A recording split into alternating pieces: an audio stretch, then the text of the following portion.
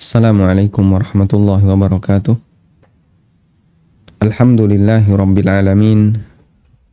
Wassalatu wassalamu ala ashrafil mursalin Nabiyyina wa maulana Muhammadin wa ala alihi wa sahbihi ajma'in. Wa ashhadu an la ilaha illallah wahdahu la syarikalah. Wa ashhadu anna Muhammadan abduhu wa rasuluh sallallahu alaihi wa ala alihi wa sahbihi wa sallama tasliman katsira. Thumma amma ba'd. Alhamdulillah, kembali kita melanjutkan pelajaran kita membaca buku tafsir salat. Kita akan membaca doa yang kedua. Subhanakallahumma wa bihamdika, doa yang kedua dari doa iftitah ya. Subhanakallahumma wa bihamdika wa tabarakasmuka wa ta'ala jadduka wa la ilaha ghairuka. Sumber dari doa ini adalah hadis Aisyah radhiyallahu anha. Beliau mengatakan, kana Rasulullah sallallahu alaihi wasallam idza istaftaha as-salata qala subhanakallahumma wa bihamdika, sampai akhir doa. Nabi SAW ketika membaca doa iftitah, beliau mengucapkan subhanakallahumma wa bihamdika wa tabarakasmuka wa ta'ala jadduka wa la ilaha ghairuka. Kemarin kita sudah membahas tentang subhanakallahumma wa bihamdika, yang maknanya adalah bihamdika sabbahtuka, dengan segala pujimu ya Allah aku mensucikanmu. Ay bifadlika wa hidayatika lidzalika alladhi tujibu hamdaka sabbahtuka. Maksudnya adalah disebabkan karena karuniamu, hidayahmu, yang itu mengharuskan aku untuk memujimu, sabbahtuka, aku mensucikanmu. Dan gabungan ini, subhanallah wa bihamdih, adalah dua kata yang sangat dicintai oleh Allah, sebagaimana disebutkan dalam hadis riwayat Bukhari, kalimatani habibatani ilar rahman thaqilatani fil mizan. Kemudian ada dua kalimat yang dia dicintai oleh Ar-Rahman, berat di timbangan, khafifatani fil lisan, dan dia ringan untuk diucapkan. Subhanallah wa bihamdihi subhanallahil azim. Kemudian kita beralih kepada kalimat wa tabarakasmuka. Wa tabarakasmuka, maha berkah namamu. Tabaraka hanya khusus untuk Allah. Sedangkan makhluk tidak boleh disebut tabarak, tapi makhluk disebut dengan mubarak. Berkah artinya memberikan banyak kebaikan. Berkah artinya memberikan banyak kebaikan. Ada di halaman 71. Karena nama Allah adalah sumber segala kebaikan. Dan keberkahan nama berarti keberkahan yang memiliki nama itu, yaitu Allah subhanahu wa ta'ala. Ibnu Qayyim mengatakan, al-barakatu fismika wa fima summiya alaihi yadullu ala anna dhalika sifatun liman tabaraka fa inna barakatal ismi tabi'atun li barakatil musamma.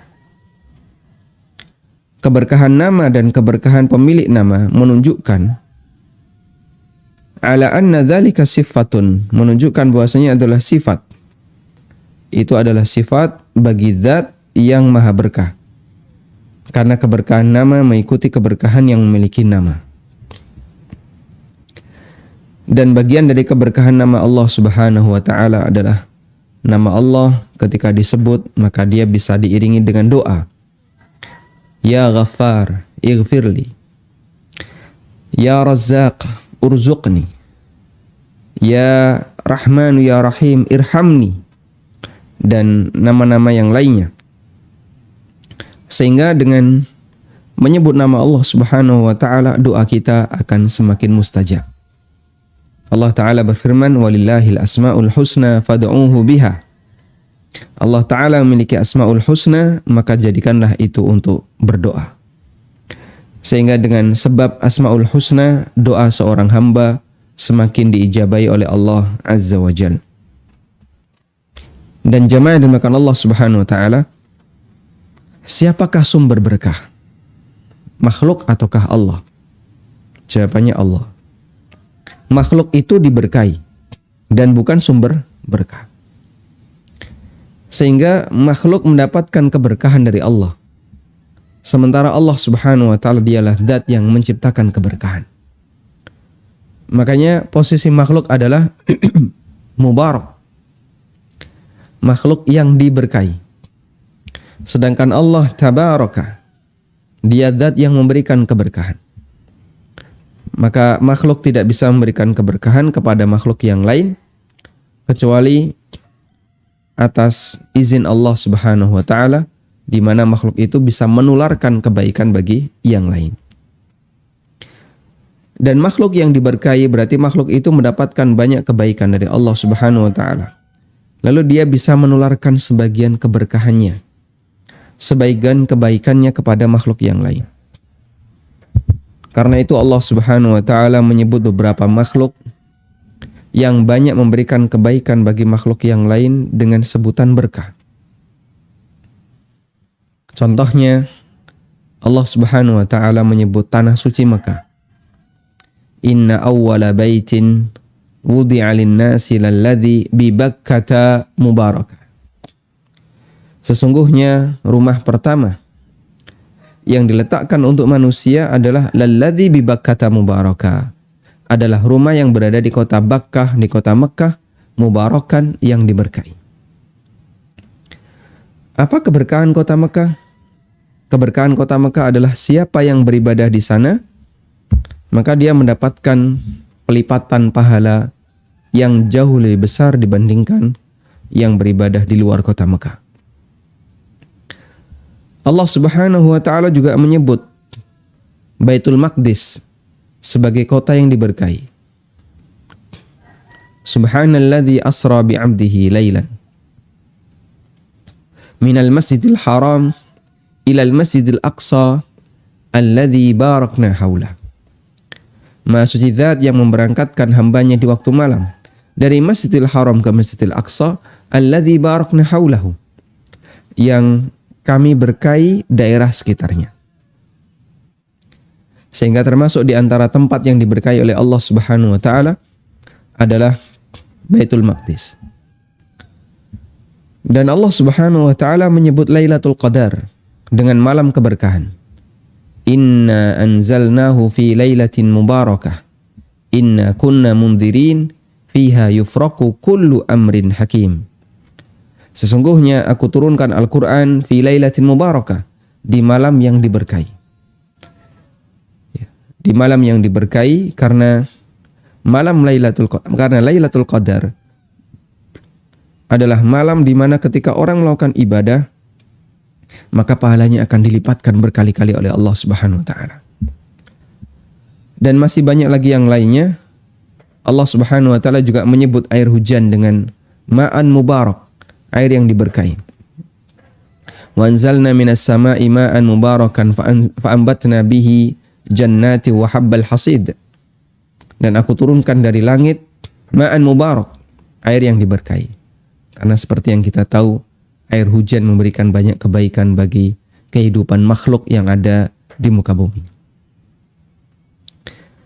Sehingga kita memohon kepada Allah agar kita diberkahi, agar kita bisa memberikan banyak kebaikan bagi yang lain, banyak kebaikan bagi lingkungan, banyak kebaikan bagi masyarakat.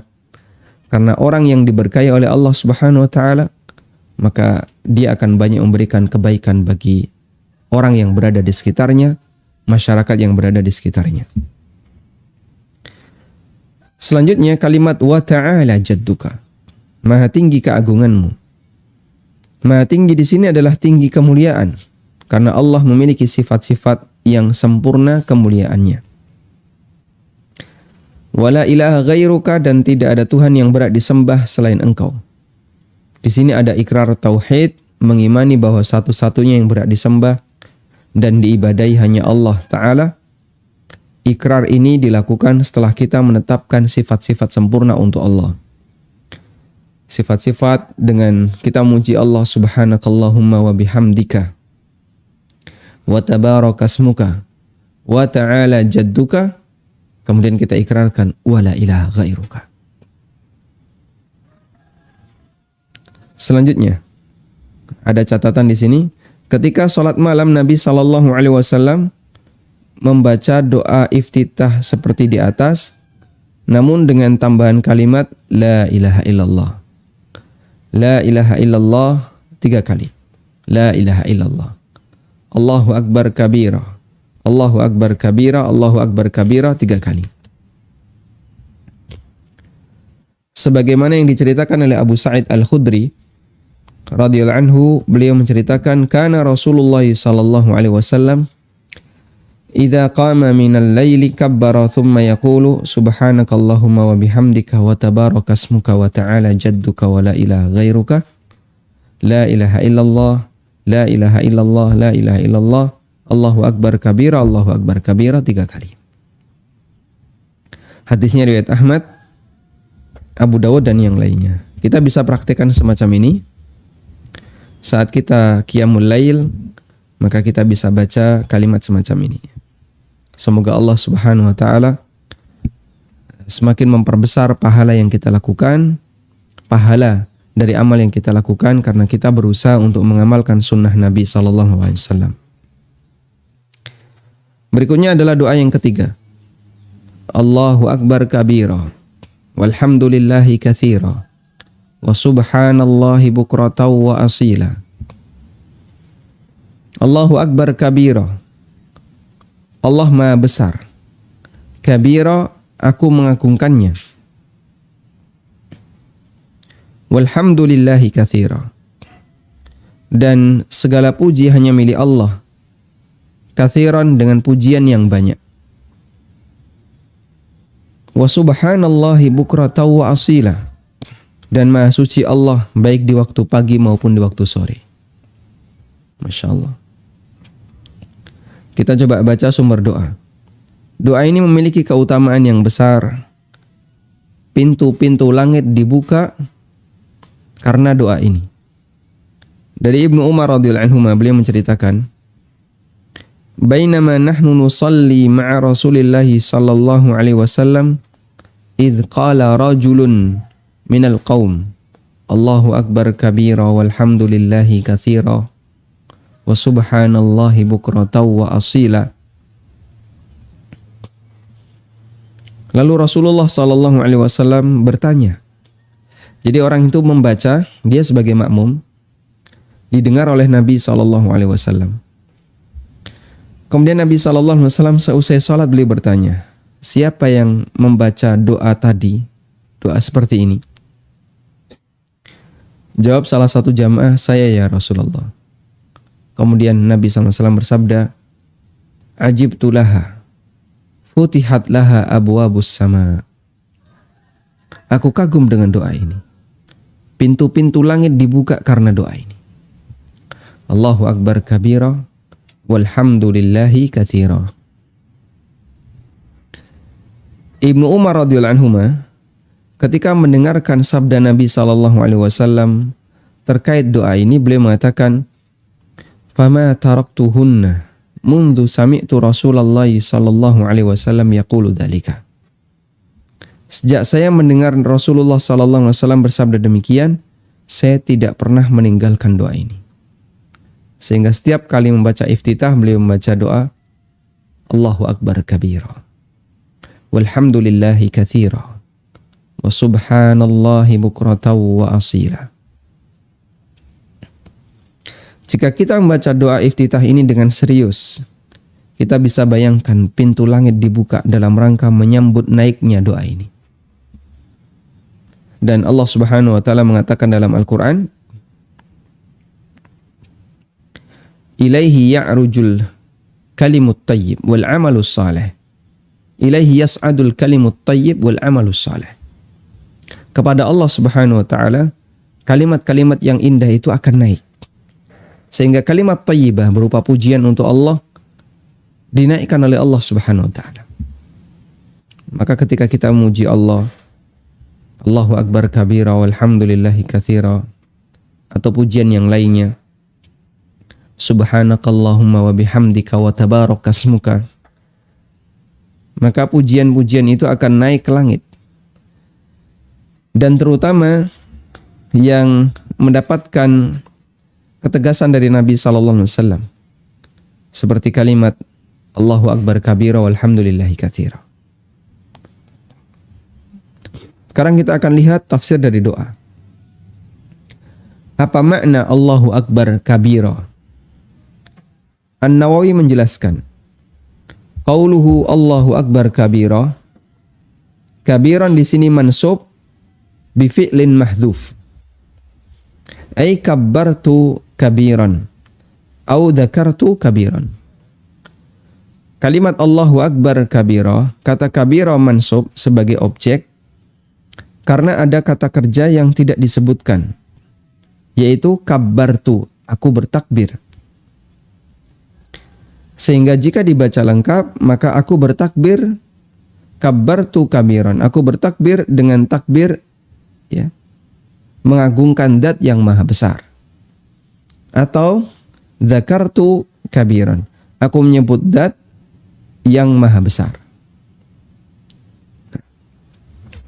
Sehingga ketika kita mengucapkan Allahu akbar kabira, Allahu akbar di sini sifat Allah, Allah zat yang maha besar. Kabiran, dan aku mengagungkan zat yang maha besar. Sehingga kata kabiran di situ menyimpan kata kerja, karena kabiran itu bukan kata kerja ya. Tapi dia menyimpan kata kerja yang kalau kita sebutkan kata kerjanya adalah kabbartu kabira. Karena begini ya, jika ada sebuah kalimat disebutkan objeknya saja, maka kalimat itu menjadi tidak sempurna. Kecuali jika di situ ada kata kerjanya. Sehingga misalnya ya, ada satu kalimat lalu di sini ada objek.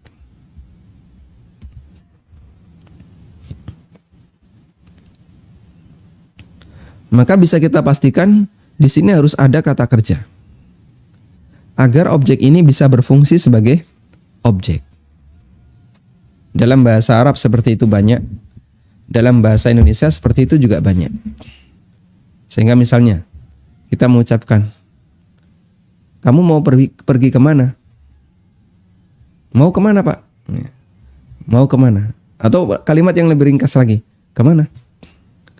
Ke pasar. Kita mengucapkan ke pasar. Namanya kalimat atau kata ke pasar itu pasti sebelumnya akan ada kalimat sebelumnya atau kata sebelumnya. Ke pasar, ini titik-titik ke pasar. Nah, titik-titik ini bisa kita isi ya. Bisa kita isi gelundung ke pasar. Berlari ke pasar. Berjalan ke pasar. Yang jelas di sini pasti akan ada kalimat. Oh, ternyata ini kalau kita isi jadinya pergi ke pasar.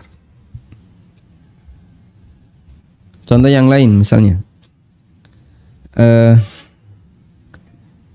itu kambingnya Pak, itu kambingnya. Misalnya ada orang teriak ke orang lain, itu kambingnya. Lalu maksudnya apa? Tangkap kambingnya. Sehingga cuma disebutkan objek saja, padahal di situ sebelumnya ada kata kerja. Nah, dalam bahasa Arab kita jumpai dalam beberapa dzikir. Contohnya subhanallah. Subhanallah. Kata subhanallah ini dia mansub. Mansub artinya berstatus sebagai objek. Mansub dalam posisinya sebagai objek. Bagi yang sudah belajar bahasa Arab insya Allah paham ya. Ya meskipun tidak semua mansub itu objek. Kenapa dia menjadi objek? Terus kata kerjanya mana? Nah, kata kerjanya adalah sebelumnya. Sabbahtu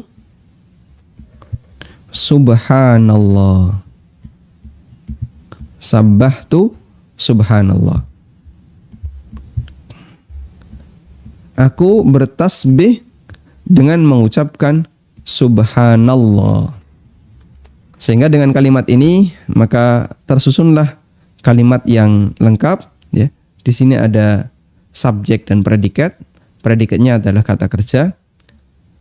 Aku bertasbih subhanallah. Baik. Nah, ini yang kita sebut dengan fi'il atau kata kerja yang diasumsikan. Kalau dalam bahasa Arab disebut dengan fi'il yang ditakdirkan. Maksudnya adalah fi'il yang diasumsikan. Akan menjadi sempurna kalimat itu kalau ada yang diasumsikan. Sabbahtu subhanallah. Allahu Akbar. Allahu Akbar. Kabira. Allah Maha Besar. Kalimat sempurna tidak? Sempurna. Ini kalimat sempurna. Allah Maha Besar, kalimat sempurna. Tapi tiba-tiba ada kata kabiron. Kabiron ini mansub. Mansub sebagai objek. Nah, ini enggak sempurna. Harusnya ada kata pendahulunya. Nah, kata pendahulunya ini apa? Kata pendahulunya adalah kabartu atau zakartu. Kabartu atau zakartu. Kabiron. Kabiron artinya apa? Yang maha besar. Allahu Akbar. Allah zat yang maha besar. Allah zat yang besar, sempurna, ya. Kalimat di sini sempurna. Lalu kabartu kabira. Aku mengagungkan zat yang maha besar. Sehingga kabiran di sini adalah salah satu sifat Allah Subhanahu wa ta'ala. Kabartu kabiran, dan aku mengagungkan zat yang maha besar. Atau zakartu kabiran, dan aku berzikir menyebut zat yang maha besar. Itu penjelasan yang disampaikan oleh An-Nawawi. Sehingga ketika kita mengucapkan Allahu Akbar kabira, maka di situ kita memahami. Pertama, kita sedang memuji Allah. Allahu Akbar, Allah zat yang maha besar. Dan kita juga memahami di situ kita sedang mengagungkan Allah. Wa kabbartu kabir, dan aku mengagungkannya. Dialah zat yang maha besar. Walhamdulillahi katsira, dan segala puji bagi Allah, katsiran, dengan pujian yang banyak. Kata alhamdulillah sangat sesuai jika diiringi dengan katsira. Dan sering kita jumpai walhamdulillah diiringi dengan katsira. Karena demikian banyaknya sebab terpuji untuk Allah. Dialah zat sumber segala kebaikan. Sehingga Allah terpuji apapun keadaan yang terjadi di tengah makhluknya. Disebutkan dalam hadis riwayat Tabrani, Nabi SAW bersabda, Qala rajulun alhamdulillahi katsira, fa'azamaha al-malak ay yaktubaha, faraja'a fiha rabbahu azza wa jal, faqala uktubha kama qala abdi katsira. Ada orang yang mengucapkan alhamdulillahi katsira hingga malaikat tidak sanggup, fa'azamahal malak. Malaikat enggak sanggup untuk menulisnya. Faraja'a fiha rabbahu. Lalu dia pun menghadap Allah Azza wa Jalla. Lalu Allah berfirman, uktubha kama qala abdi katsira. Catat seperti apa yang diucapkan oleh hambaku dengan jumlah yang banyak. Sehingga Allah Subhanahu wa ta'ala berikan kemuliaan untuk kalimat ini. Alhamdulillahi katsira, karena dia zat yang maha terpuji.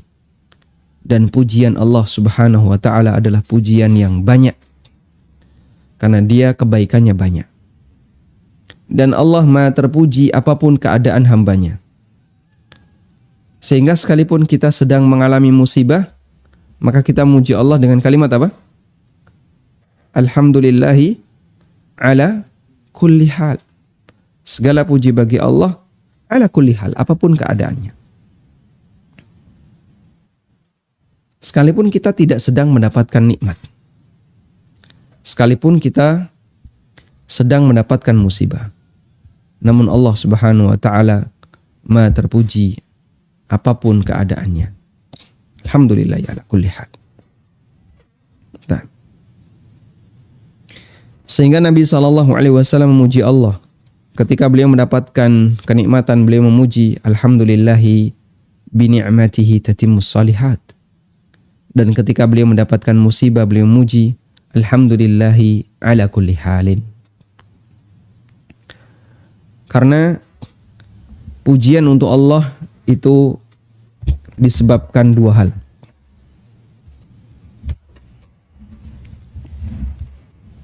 Pujian untuk Allah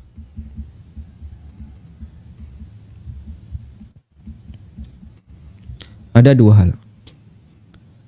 Pertama, karena kesempurnaan Allah.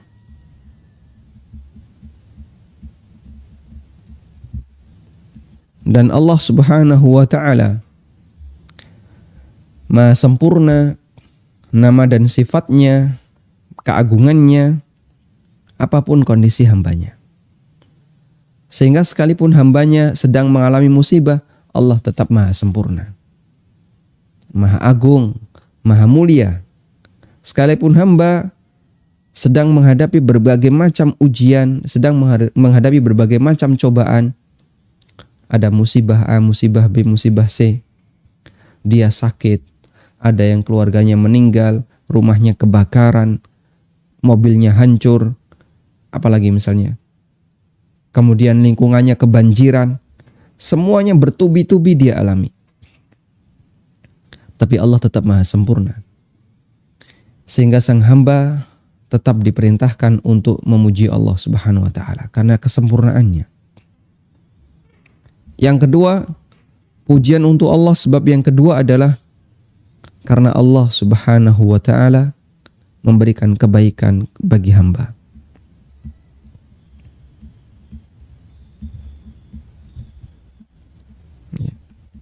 Memberikan kebaikan bagi hamba. Sehingga kita memuji Allah Subhanahu wa taala karena kita memberikan kebaikan bagi hamba. Karena Allah Subhanahu wa taala telah memberikan kebaikan bagi kita. Saya ulang. Kita memuji Allah karena Allah memberikan kebaikan bagi kita. Sehingga kita mengucapkan alhamdulillah dapat rezeki. Alhamdulillah sehat. Alhamdulillah urusan lancar. Alhamdulillah dimudahkan. Sehingga kita memuji Allah Subhanahu wa taala. Namun kalaupun ini tidak ada, kita tetap memuji Allah karena Dia adalah zat yang maha sempurna. Nah,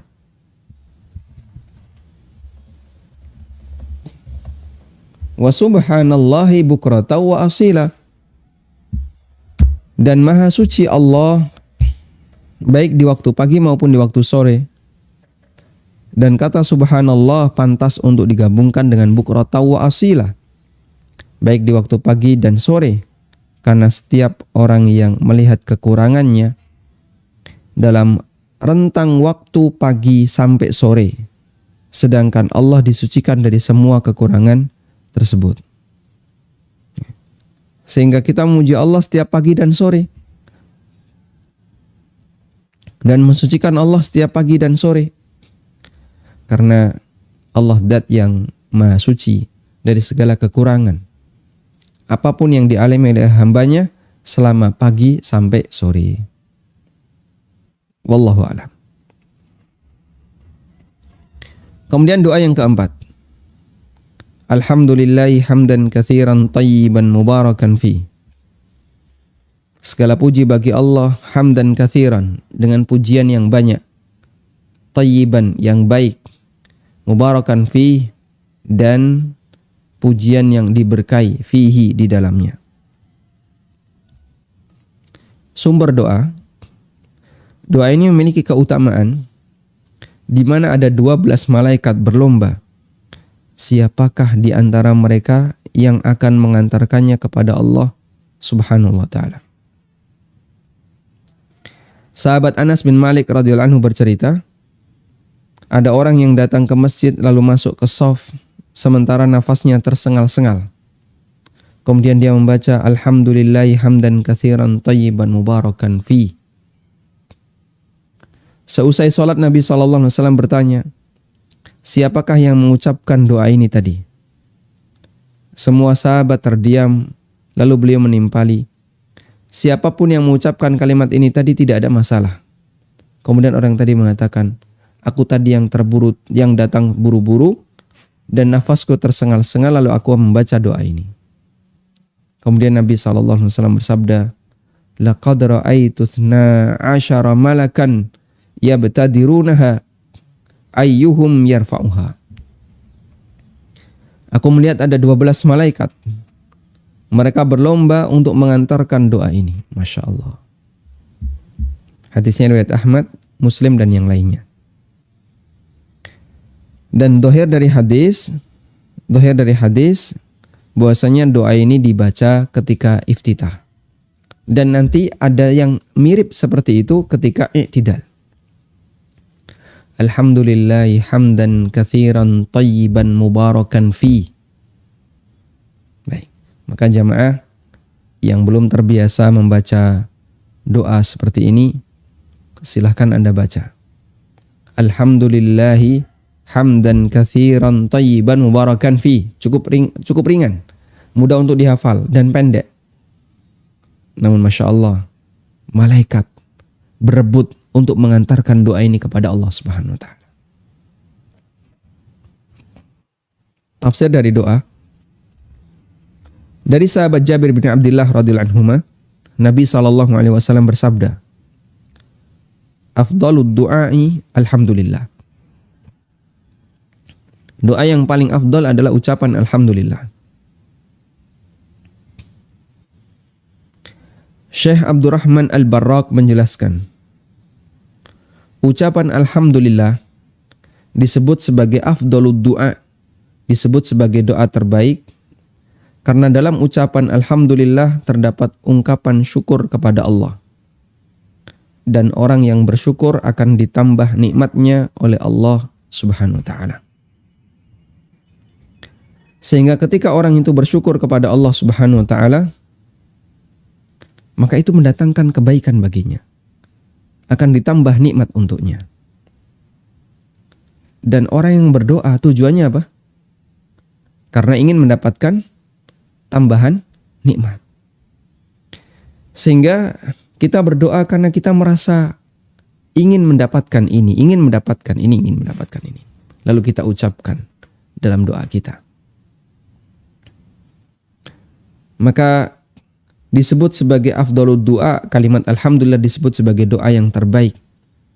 Karena ketika kita mengucapkan kalimat ini, maka Allah Subhanahu wa Ta'ala akan menambahkan nikmat, akan memberikan tambahan nikmat bagi kita. Kita layak bersyukur kepada Allah Subhanahu wa Ta'ala dengan semua nikmat yang Allah berikan kepada kita. Makanya para ulama mengatakan syukur itu hafidh. Asyukru huwa hafidh. Hafidh artinya apa? Penjaga. Asyukru hafidhun. Syukur itu penjaga. Karena Allah Subhanahu wa Ta'ala memberikan jaminan bahwasanya orang yang bersyukur maka nikmatnya akan ditambah oleh Allah Subhanahu wa Ta'ala. La in syakartum la azidannakum wa la in kafartum inna adzabi lasyadid. Kalau kalian bersyukur, maka akan aku tambahkan nikmat untuk kalian. Dan salah satu di antara bentuk syukur adalah memuji Allah Subhanahu wa Ta'ala. Memuji Allah Subhanahu wa Ta'ala, zat yang memberikan kenikmatan, yang memberi nikmat. Baik, makanya bentuk berterima kasih, syukur itu artinya bentuk berterima kasih kepada makhluk dengan memuji makhluk itu. Nabi SAW bersabda, la yashkurillaha man la yashkurin nas. orang yang tidak bisa bersyukur kepada manusia, dia tidak akan bisa bersyukur kepada Allah Subhanahu wa taala. Baik. Hamdan katsiran, dengan pujian yang banyak. Pujian yang tidak berbilang, tidak ada batas jumlahnya, karena dia zat yang berhak untuk mendapatkan semua bentuk pujian dari hambanya disebabkan banyaknya kebaikannya. Thayyiban, yang baik, artinya tanpa ada cacat dan kekurangan, karena Allah Maha Thayyib, Maha baik, sehingga yang diterima oleh Allah hanya yang baik. Apa yang dimaksud dengan pujian yang baik? Badruddin Al-Aini mengatakan, wa ma'na thayyiban ay khalisan salihan au nadhifan minar riya. Makna pujian yang thayyib adalah pujian yang murni, saleh, pujian yang baik dan yang bersih dari segala bentuk riya. Sehingga ketika kita memuji Allah Subhanahu wa taala, tanamkan dalam diri kita jangan sampai ada bentuk riya, jangan sampai ada bentuk sum'ah.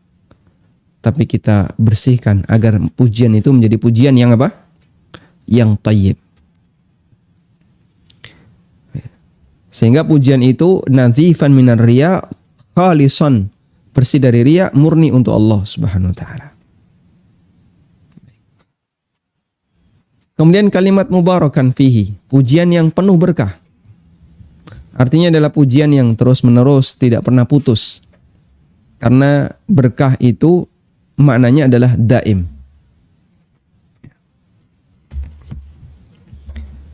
Jadi kata al-barakah,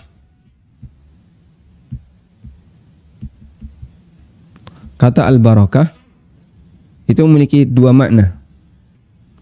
Yang pertama adalah al-khairul katsir,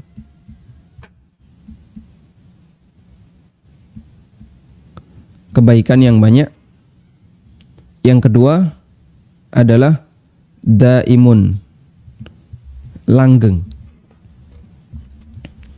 Jika ada sebuah objek yang dia memiliki banyak kebaikan dan itu dilakukan secara terus-menerus, maka objek itu adalah objek yang diberkahi. Makhluk yang diberkahi adalah makhluk yang memberikan banyak kebaikan dan kebaikan itu terus-menerus. Makanya dalam bahasa Arab, sumur itu disebut dengan birkah. Birkah artinya sumur. Kenapa disebut birkah? Karena sumur itu sumber air, kebaikannya banyak. Dan daim terus-menerus. Makanya kan sumur itu sekalipun airnya diambil berkali-kali, dia nggak habis airnya. Ya ada sumur tertentu yang kadang habis, ya. Tapi banyak sumur yang ketika airnya diambil bertahun-tahun nggak habis. Selalu ada. Dan keajaiban sumur ya, airnya diambil bertahun-tahun nggak habis, airnya didiamin aja nggak pernah diambil juga nggak luber. Ada nggak sumur yang luber gara-gara ini nggak pernah dipakai, akhirnya airnya meludak keluar? Ada? Tidak ada. Tidak kita jumpai ya, kecuali kalau terjadi apa namanya artosis, ya, yang artosis, yang airnya kemudian muncrat keluar, ya, malah jadi lapindo. Lumpur ya yang keluar. Tayyib. Makanya dia disebut birkah karena ketika sesuatu itu banyak memberikan kebaikan dan kebaikan itu langgeng, maka dia adalah sesuatu yang diberkahi. Dalam Aunul Ma'bud dinyatakan hamdan dza barakatin daiman la yanqati'u li'anna ni'amahu la tanqati'u anna, yaitu pujian yang berkah, yang tidak putus, yang tidak terputus karena nikmatnya kepada kita tidak pernah putus. Fayambagi ayyakuna hamduna ghaira munqati'in aidan walau niyatan wa i'tiqadan. Sehingga selayaknya pujian kita juga tidak pernah putus meskipun hanya sebatas niat dan keyakinan. Masya Allah. Kita kalau merenungkan doa-doa semacam ini, kita akan menjumpai betapa pilihan kata yang diberikan oleh Nabi SAW adalah pilihan kata yang mengundang ridha Allah Subhanahu wa taala. Karena sifat-sifat pujian yang diberikan untuk Allah adalah sifat yang menunjukkan kesempurnaan zat yang dipuji, Allah Subhanahu wa taala. Semoga kita bisa mengamalkan sunnah semacam ini secara maksimal. Wallahu a'lam. Dan insya Allah di pertemuan berikutnya kita akan membaca doa yang kelima, yang doa iftitah ini dibaca oleh Nabi SAW ketika qiyamul lail. Allahumma rabba Jibrail wa rabba Mikail, Allahumma rabba Jibrail wa Mikail wa Israfil, fatiras samawati wal ard, alimal ghaibi wa syahada, anta tahkumu baina ibadika fima kanu fihi yakhtalifun, ihdini lima ikhtulifa fihi minal haqqi biiznik, innaka tahdi man tasha'u ila siratim mustaqim. Wallahu alam, demikian yang bisa kita bahas. Semoga Anda bisa menikmati pelajaran kita membahas tafsir dari doa-doa yang kita baca ketika salat, agar salat kita semakin bermakna. Wassallallahu ala nabiyyina Muhammadin wa ala alihi wa sahbihi wasallam. Donasi pembangunan Madinah Islamic Primary School Unit Kerajaan, Yayasan Amal Abadi Indonesia yang dibina oleh Ustadz Aminur Bait, STBA Hafizahullah, saat ini tengah membangun gedung sekolah dasar Tahfizul Quran Madinah Islamic Primary School atau STTQ MIPS Unit Kerajaan. Gedung ini dibangun di atas tanah seluas 646 meter persegi. Perkiraan biaya untuk pembangunan tahap pertama mencapai 2,6 miliar rupiah. Salurkan donasi Anda untuk pembangunan STTQ MIPS melalui rekening atas nama Yayasan Amal Abadi Indonesia, Bank Mandiri Syariah di nomor rekening 7441049999. Konfirmasi dan info donasi hubungi 082 12345 7441. Jazakumullahu khairan. من ذا الذي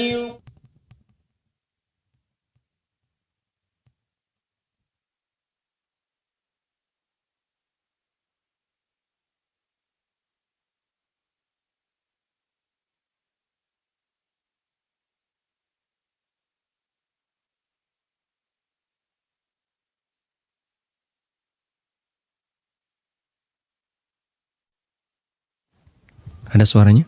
Nah. Baik, selanjutnya kami persilahkan bagi para pemirsa yang mau bergabung.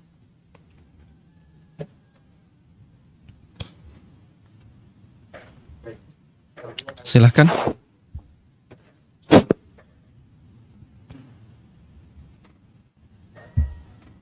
Assalamualaikum Ustaz. Waalaikumsalam warahmatullahi wabarakatuh. Silahkan.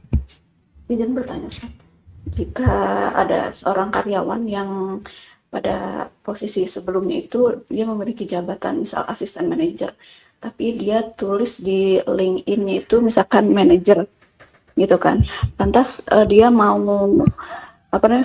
untuk melamar ke perusahaan selanjutnya itu kan misalkan untuk menjadi seorang manajer, berarti kan dia sudah memiliki status sebagai manajer, tapi itu bohong gitu kan. Itu bagaimana Ustadz ya? Penghasilan untuk misalkan kalau diterima di tempat kerja yang akan datang. Itu aja Ustadz yang mau saya tanyakan. Nah. Assalamualaikum warahmatullahi wabarakatuh. Waalaikumsalam warahmatullahi wabarakatuh. Ketika ada orang yang dia berbohong saat melamar kerja, seperti ijazah palsu, kemudian apalagi, misalnya dia punya sertifikat yang palsu dan seterusnya, dan dia diterima, maka dia harus berterus terang kepada pihak perusahaan, sehingga dia sampaikan ke bagian personalia, Pak, sebenarnya saya itu baru asisten manajer, belum manajer. Nah, saat melamar, saya dianggap sudah punya dalam portofolio dianggap sudah punya pengalaman menjadi manajer. Padahal belum. Dia harus berterus terang. Dan jika ternyata pihak perusahaannya merelakan, tidak apa-apa, silahkan kamu tetap bekerja. Insya Allah tidak masalah, dia tetap bekerja. Tapi kalau pihak perusahaan tidak merelakan, maka dia harus resign, ya. Karena sebenarnya dia dalam hal ini diterima dengan cara menipu orang lain dan pihak yang ditipu tidak ridho. Sehingga sebenarnya dia tidak berhak untuk mendapatkan posisi itu, maka dia harus keluar. Wallahu a'lam. Bismillah. Ustadz, saya pernah masbuk rokaat ketiga. Setelah baca doa iftitah, baru keingat belum baca Al-Fatihah. Sehingga kemudian saya baca iftitah dan Al-Fatihah dengan cepat. Dalam hal ini sebaiknya bagaimana Ustadz saya? Masbuk di rakaat yang ketiga. Baca doa iftitah, tapi belum baca. Baru keingat ini rakaat yang ketiga. Baik. Ini kembali kepada keterangan yang kemarin disampaikan oleh Imam Ad-Dainuri, gurunya Ibnul Jauzi. Di buku saya sebutkan itu. Ada orang yang, atau Ibnul Jauzi rahimahullah, beliau membaca doa iftitah padahal beliau masbuk. Lalu diingatkan oleh Imam Ad-Dainuri, ada di halaman mana? Nah, ada di halaman 65. Makmum masbuk tidak perlu membaca doa iftitah. Jadi Ibnul Jauzi ketika beliau bergabung masbuk, beliau membaca doa iftitah. Lalu diingatkan oleh Abu Bakar Ad-Dainuri, sebaiknya jangan kau lakukan seperti ini. Dan Imam Abu Bakar mengatakan, innal fuqaha'a qad ikhtalafu fi wujubi qira'atil Fatihah khalfal imam wa lam yakhtalifu fi annal istiftaha sunnatun fashtagil bil wajib wa da'i sunan. Sesungguhnya ulama berbeda pendapat tentang wajibnya membaca surat Al-Fatihah di belakang imam. Apakah makmum wajib membaca surat Al-Fatihah atau tidak? Tapi mereka sepakat kalau membaca doa iftitah hukumnya sunnah. Maka sibukkan yang wajib dan tinggalkan yang sunnah. Sehingga kalau ada orang yang masbuk rakaat yang ketiga, dia membaca doa iftitah, berarti dia membaca doa yang hukumnya sunnah. Dan ketika imam sudah ruku sementara dia belum sempat membaca Fatihah, ya berarti dia ketinggalan yang Fatihah. Cuman apakah sholatnya batal? Jawabannya tidak batal. Tidak batal sholatnya, tapi dia keliru dalam masalah prioritas. Seharusnya dia membaca Al-Fatihah terlebih dahulu, bukan membaca doa iftitah. Meskipun tidak sampai batal sholatnya. Wallahu a'lam. Assalamualaikum Ustadz. Waalaikumsalam warahmatullahi Izin bertanya Ustadz, dari penjelasan Ustadz doa iftitah dibaca juga untuk sholat sunnah. Selama ini dari kecil kami diajari hanya dibaca untuk sholat fardu. Mohon penjelasannya Ustadz. Jazakallahu khairan. wa jazakumullahu khairan. Terdapat banyak dalil ya. Terdapat banyak dalil di mana Nabi SAW membaca doa iftitah ketika sholat sunnah. Seperti hadis Aisyah radhiyallahu anha, beliau mengatakan, kana idza qama minal laili iftataha salatahu. Nabi SAW ketika qiyamul lail, beliau mengucapkan kalimat berikut saat membaca doa iftitah. Allahumma rabba Jibril wa Mikail wa Israfil.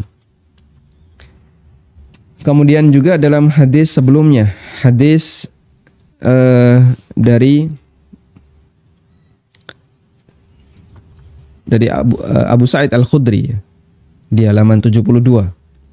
Kana Rasulullah sallallahu alaihi wasallam idza qama minal laili kabbara thumma yaqul subhanakallahumma wa bihamdika wa tabarakasmuka wa ta'ala jadduka. Nabi sallallahu alaihi wasallam ketika qiyamul lail, beliau bertakbir, lalu beliau membaca subhanakallahumma wa bihamdika wa tabarakasmuka wa ta'ala jadduka. Sehingga ini semuanya dalil bahwasanya dalam sholat sunnah sekalipun kita juga dianjurkan untuk membaca doa iftitah. Dan ada satu kaidah yang mengatakan ma sabata fil fardi sabata fin nafli wa ma sabata fin nafli sabata fil fardi. Hukum yang berlaku dalam sholat wajib itu juga berlaku dalam sholat sunnah. Dan yang berlaku dalam sholat sunnah juga berlaku dalam sholat wajib, kecuali jika di sana ada dalil yang menunjukkan perbedaan. Wallahu a'lam. Assalamualaikum Ustaz. Waalaikumsalam warahmatullahi. Terkait doa iftitah yang ketiga, di mana diceritakan bahwa Rasulullah bertanya pada jamaah siapa yang tadi berdoa dengan kalimat itu. Pemahaman saya dengan cerita itu adalah doa iftitah yang dibaca oleh jamaah tersebut seakan-akan belum pernah dibacakan atau disampaikan oleh Rasulullah. Sallallahu alaihi wasallam. Di mana seharusnya dalam kaidah ibadah itu kan harus mengikuti apa yang sudah diajarkan Rasulullah SAW. Sallallahu alaihi wasallam. Mohon pencerahannya Ustadz. Masya Allah. Baik. Sebenarnya ini tadi mau saya bahas, namun saya urungkan karena khawatir nanti jadinya menyita banyak waktu. Tapi karena ditanyakan, kita akan jelaskan. Jadi Anda perlu membedakan antara zaman turun wahyu dengan zaman setelahnya. Ini dua hal yang berbeda. Di zaman turun wahyu, praktek yang dilakukan oleh para sahabat, itu dikembalikan kepada Rasulullah Sallallahu Alaihi Wasallam. Lalu beliau menilai, kemudian beliau memberikan ada yang dibenarkan oleh Nabi Sallallahu Alaihi Wasallam dan ada yang diluruskan karena dia salah, sehingga tidak semuanya dibenarkan oleh Nabi Sallallahu Alaihi Wasallam. Jadi praktek yang dilakukan oleh para sahabat tanpa tanpa petunjuk dari Nabi Sallallahu Alaihi Wasallam itu ada dua, ada yang dibenarkan dan ada yang diluruskan. Yang saya maksud tanpa petunjuk adalah dia tidak diajari sebelumnya, tapi mereka membuat sebuah doa lalu didengar oleh Rasulullah Sallallahu Alaihi Wasallam. Nah, di zaman turunnya wahyu itu terjadi. Allah Subhanahu wa taala berkehendak sehingga praktek yang terjadi ketika itu dan didiamkan oleh Nabi Sallallahu Alaihi Wasallam atau dibenarkan oleh Nabi Sallallahu Alaihi Wasallam, maka itu bagian dari syariat. Nah, realita ini bisa kita jumpai dari pernyataan sahabat Jabir bin Abdullah radhiyallahu anhuma. Beliau mengatakan, "Kunna na'zilu wal Qur'anu yanzilu."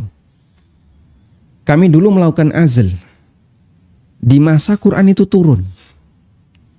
Artinya bagi para sahabat, mereka punya pemahaman bahwa praktek kita selama masa waktu itu, masa wahyu turun, praktek kita masyarakat muslim selama wahyu itu turun bisa dijadikan sebagai landasan ketika di situ tidak ada peringatan baik dari Allah maupun dari Nabi Sallallahu Alaihi Wasallam.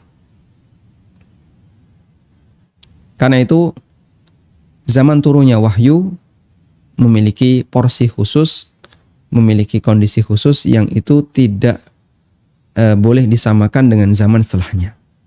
Baik, kita kembali ke sini. Sahabat ketika mempraktekkan sesuatu, ada yang dibenarkan oleh Nabi SAW. Contohnya beberapa doa tadi. Dia mengucapkan Allahu Akbar kabira, walhamdulillahi katsira, wa subhanallahi bukratan wa asila. Contoh yang lain. Dulu ada sahabat, setiap kali dia sholat, selalu membaca surat Qul Huwallahu Ahad, Al-Ikhlas. Lalu ditambah dengan surat yang lain.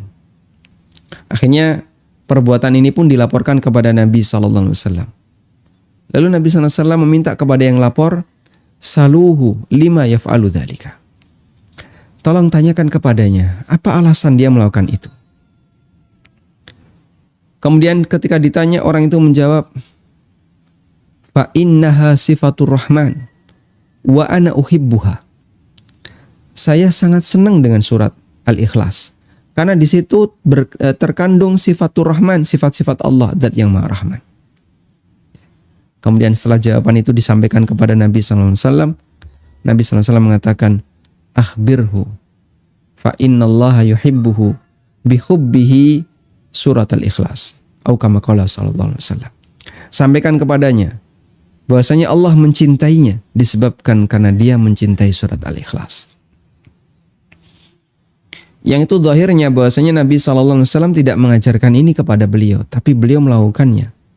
Lalu disetujui oleh Nabi sallallahu alaihi wasallam. Dan ketika sudah dibenarkan oleh Nabi sallallahu alaihi wasallam, maka itu menjadi sunnah takririyah. Ketika sudah dibenarkan oleh Nabi sallallahu alaihi wasallam, maka statusnya menjadi sunnah takririyah. Sunnah yang merupakan persetujuan Nabi sallallahu alaihi wasallam. Dan ternyata ini tidak berlaku semuanya. Ada sebagian praktek sahabat yang disalahkan oleh Rasulullah SAW, sehingga minta untuk dikembalikan seperti semula. Ya. Maka kami sebut ini diluruskan, maksudnya adalah disalahkan oleh Nabi SAW, dikoreksi. Ada seorang sahabat yang bernama Al-Barra bin Azib, sahabat yang ma'ruf. Nabi SAW mengajarkan doa sebelum tidur kepada Al-Barra.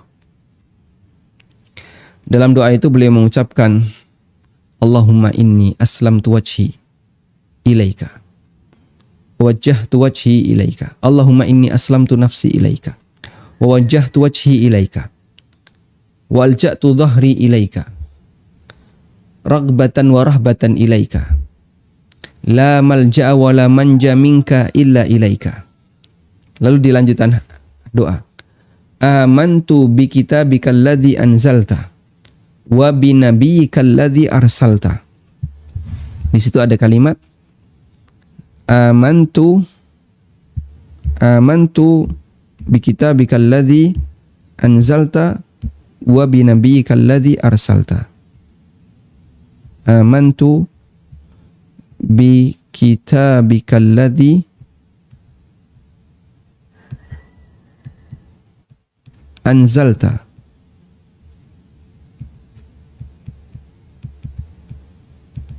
lalu ada kalimat wa bi nabiyyika wa bi nabiyyikal ladzi arsalta. Aku beriman dengan kitabmu yang telah engkau turunkan, dan aku beriman dengan nabimu yang engkau utus. Di sini yang diajarkan oleh Nabi SAW adalah pakai kata nabi. Potongan kalimat yang kedua ini oleh Al-Barra bin Azib diganti, wa bi rasulika alladzi arsalta. Dan aku beriman kepadamu ya Allah dengan Rasulmu yang telah engkau utus. Diganti oleh Al-Barra. Sehingga lafaz Rasul itu Al-Barra bin Azib yang ganti. Didengar oleh Nabi SAW. Tapi apa praktek Rasulullah SAW? Apa yang dilakukan oleh beliau? Beliau minta kepada Al-Barra, kembalikan ke sini. Enggak, la wa bi nabiyyikal ladzi arsalta. Jangan, tapi tetap ucapkan dengan nabimu yang telah engkau utus. Padahal kita tahu ya, apa perbedaan antara nabi dan rasul? Mana yang lebih mulia? Rasul lebih mulia. Sehingga rasul dia lebih tinggi derajatnya dibandingkan nabi. Nah, Al-Barra bin Azib karena ingin memberikan pemuliaan yang lebih kepada Rasul sallallahu alaihi wasallam, maka doa ini diganti dengan Rasul.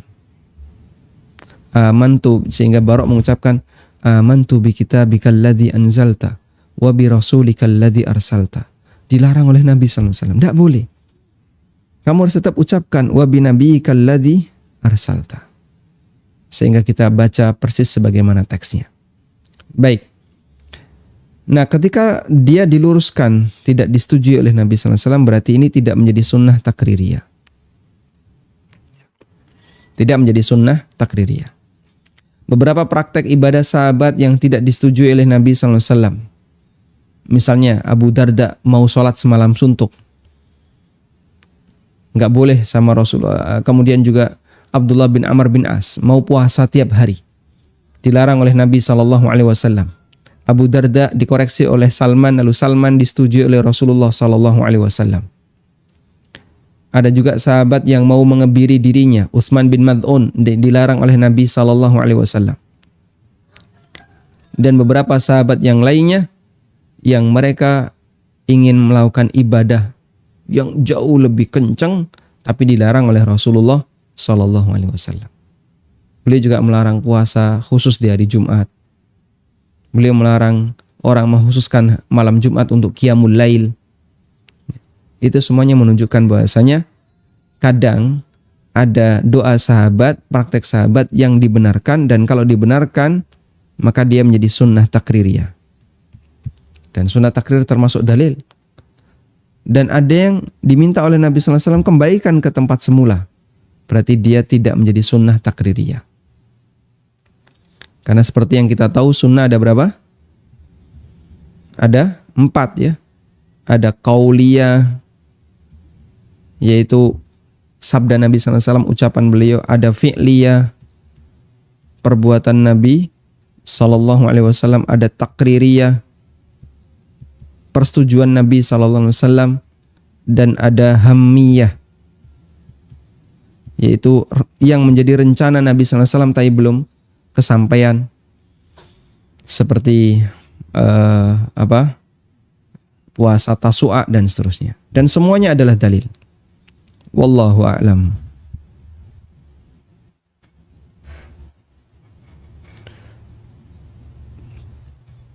Baik, silahkan. Bismillah. Ustadz, mau tanya Ustadz, kalau kita sholat di 3 masjid, Masjidil Haram, Masjid Nabawi, dan Masjid Al-Aqsa, itu pahalanya sangat besar. Apakah syariat ini berlaku juga buat wanita? Jazakallah khairan Ustaz. Wa jazakumullah khairan. Ada khilaf memang ya tentang apakah itu juga berlaku bagi wanita. Namun yang pendapat yang zahir itu berlaku bagi lelaki. Ada seorang wanita ya, yang datang kepada Nabi sallallahu alaihi wasallam. Lalu wanita ini mengatakan, "Ya Rasulullah, aku ingin bermakmum di belakang Anda." Para wanita ingin bermakmum di belakang Anda. Kemudian Nabi sallallahu alaihi wasallam menyampaikan, "Laqad alimtu." Aku sudah tahu kalau kalian itu ingin bermakmum di belakangku, ingin sholat bersamaku. Masya Allah, Anda bisa bayangkan ya, sholat di Masjid Nabawi yang imami Nabi. Yang imami seorang Nabi. Rasanya gimana diimami seorang Nabi? Kita aja sholat ketika di Masjidil Haram, kalau kemudian imamnya imam favorit, perasaan kita gimana? Rasanya adem sekali. Kerasan kita sholat. Betah kita sholat. Misalnya, Anda imam favoritnya siapa? Syekh Sudes. Wah, Masya Allah. Sholat di Masjidil Haram, diimami Syekh Sudes. Biasanya cuma dengar rekamannya.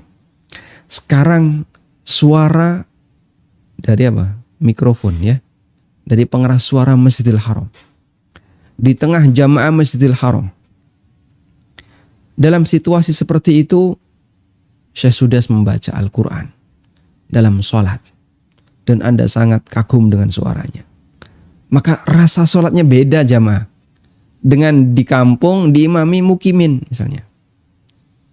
Atau Pak Kaum. Akan terasa apa? Berbeda. Tentu Anda akan bisa semakin menikmati ketika Anda sholat dengan imam orang yang Anda Anda kagumi, imam favorit Anda. Ya. Ada yang senang misalnya Saya kalau diimami sama misalnya Al-Juhani enak, atau Syekh Hudzaify enak, tenang rasanya.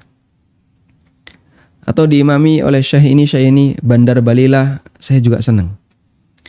Jadi masing-masing kadang punya favoritnya ya. Ini favoritnya di sini, favoritnya di sini. Tayyib. Coba gimana rasanya diimami oleh seorang nabi? Lalu Nabi SAW mengatakan, aku sudah tahu keinginan kalian untuk itu. Wa buyutukunna khairul lahunna. Wa buyutuhunna khairul lahunna. Wa buyutukunna khairul lakunna. Sementara sholat di rumah kalian itu lebih baik dibandingkan sholat di masjid. Padahal itu masjid apa? Masjid Nabawi. Masya Allah. Makanya jumlah jamaah wanita ketika di Masjid Nabawi tidak sebanyak jumlah jamaah lelaki.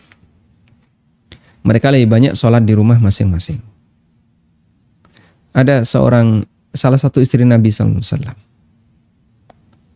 Setelah Rasulullah SAW wafat, tidak pernah dijumpai beliau keluar rumah kecuali jenazahnya.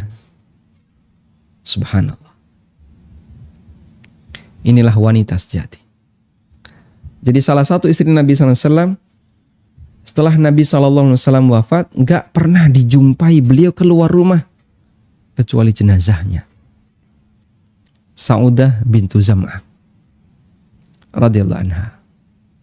Sehingga beliau berusaha untuk menjaga diri semaksimal mungkin. Maka mereka tidak sholat di masjid, meskipun masjid itu dekat dengan rumahnya. Dan suasana ketika itu tidak seperti sekarang ya, yang ikhtilat.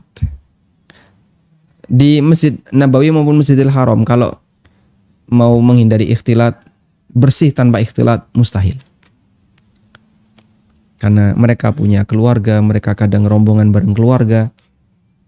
Sehingga di area yang bukan tempat yang bukan area khusus wanita maupun area khusus laki-laki, mereka berjalan campur baur laki perempuan.